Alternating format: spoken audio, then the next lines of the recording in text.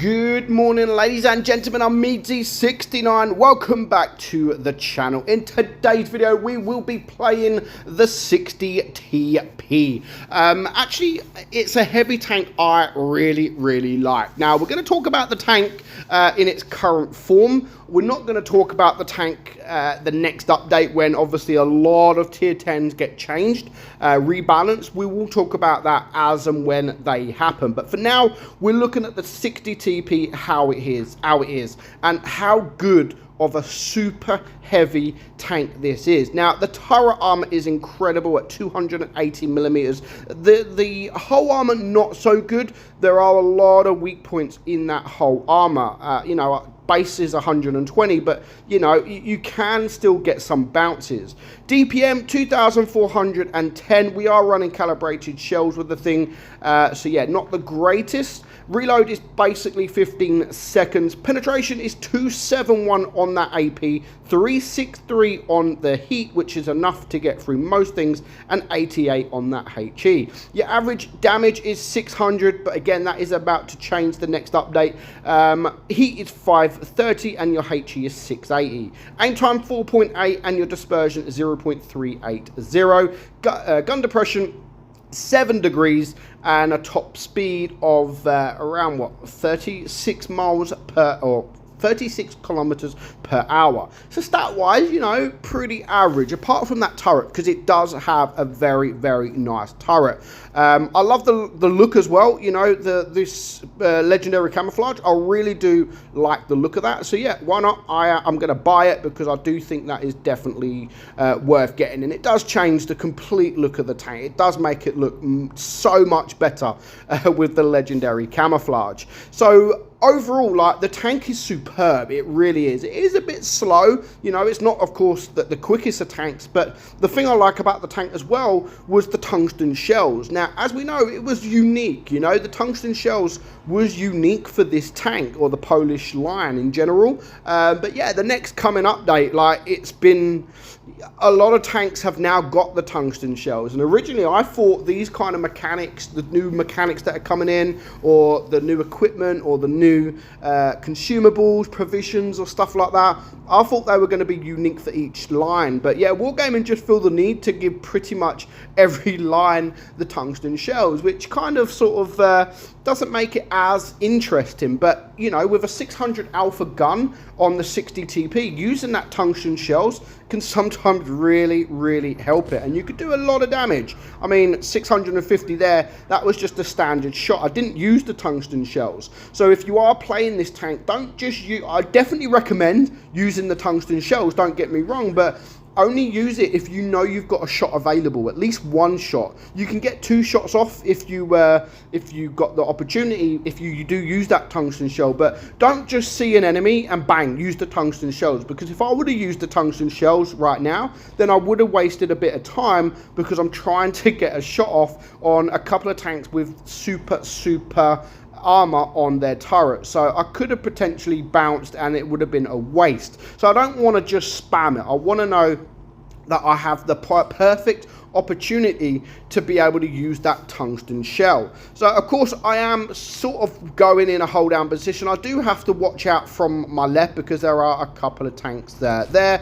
and again, another nice shot into that T100 light. I do, however, take a shot, but so far, you know, I've already bounced 960 alpha, so you know, I've still done a pretty decent job at bouncing, and I'm trying to sort of go hold down and keep these tanks here. Now, this T30 is in the middle, and that is why as soon as I see him in that position, I smack that tungsten shells, because there's nowhere for this guy to hide. I get my first shot and I'm going to be able to get another shot into the tracks. I mean, look, yes, I do take a shot from that guy, but 750 roll, you know, not too bad at all. And when it's a 7 versus 3 at this point, I was happy to take that shot to do more damage to that guy. And now he's a one shot, I can take care of him, and before you know it, it's just 2 tanks left alive. That AMX is gone, and it just leaves the 1 tank. So of course I'm going to push forward. Hopefully I do get a shot. I can probably shoot this guy with HE. Don't really want to risk it, and lucky I didn't. You know, 647 is still a very, very good roll. So far, you know, 1600 block damage I got with this thing, and I didn't even really try. Yes, it is Dead Rail, and Dead Rail is one of the best maps for a tank with a very good turret.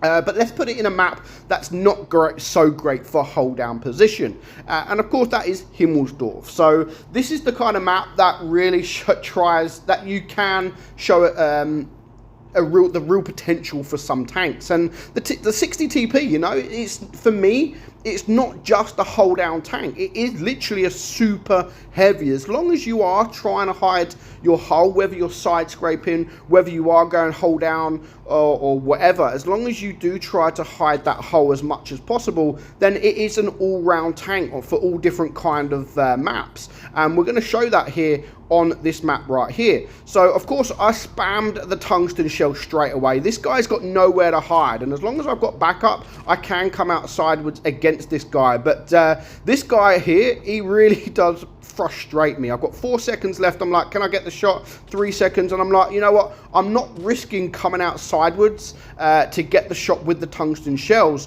when I will probably get shot myself. So I thought, you know what, I've just been a little bit patient. Yes, I did waste a shell with the tungsten shell, but at least I got 1 shot out, and I'm happy to keep my hit points. So you know, this guy here, yeah, he's in a decent position and he's going hold down, but for me it's like very frustrating because he's got tanks behind him. Now I get the bounce from the grill, I can sort of push forward, and the armor profile on that thing is really, really annoying. And we are actually going to play that tank very, very soon to make a video, because I haven't really played that that tier 9 tank there. In the end, I got like, you know what, I'm going to leave him. I'm going to leave him and go for other targets that are a lot easier, tanks that have got more weak points, and that's why I sort of left him and decided to turn back around. Yes, he's a 1-shot, and I'm hoping that my guys can deal with him, which they can, and they actually did. And I just want to keep these guys here for as long as possible. But as soon as they start pushing, I need to back up, because I don't want to be there. You know, my guys have started to flank around them. I don't want them to push me and there's 3 tanks all looking at me. So of course I am trying to back up. I'm trying to get ready to back up. I'm going to try to go for the track, which I did. Unfortunately, he did shoot me as I was backing up. But so far, I've bounced 1200 damage. I've got 3.2k damage, and so far we're losing, we're just about to lose on supremacy points. We're pretty neck and neck, to be honest.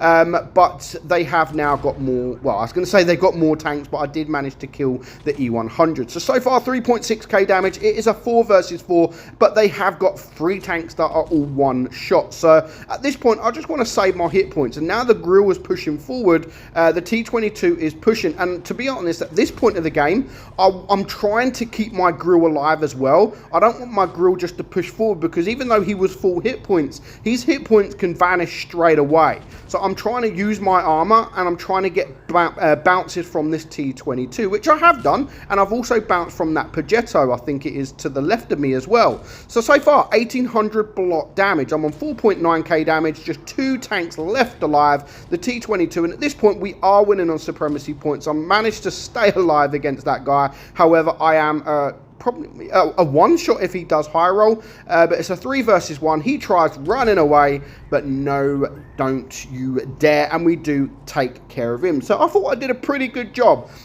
in that game, to be honest. I kept the tanks apart, I kept them from not pushing, and you know, I was rewarded with a mastery badge. 5.3k damage, 1800 block damage. I thought that was a pretty decent game. So the 60 TP, an absolutely brilliant, super heavy tank. It has been brilliant ever since it was in the game. You know, when it first came into the game, people were talking about how useless it is because of that ammo rack. It was one of the easiest tanks to ammo rack. And if you watch tournaments when this tank was first in, we were seeing 2-3 ammo racks every single game. But you don't really see that anymore. But overall, absolutely brilliant tank. But let's see how it is in the coming update. But for now, hope you enjoyed it, guys. I'm Meadsy, and I'll catch you all soon. Bye-bye.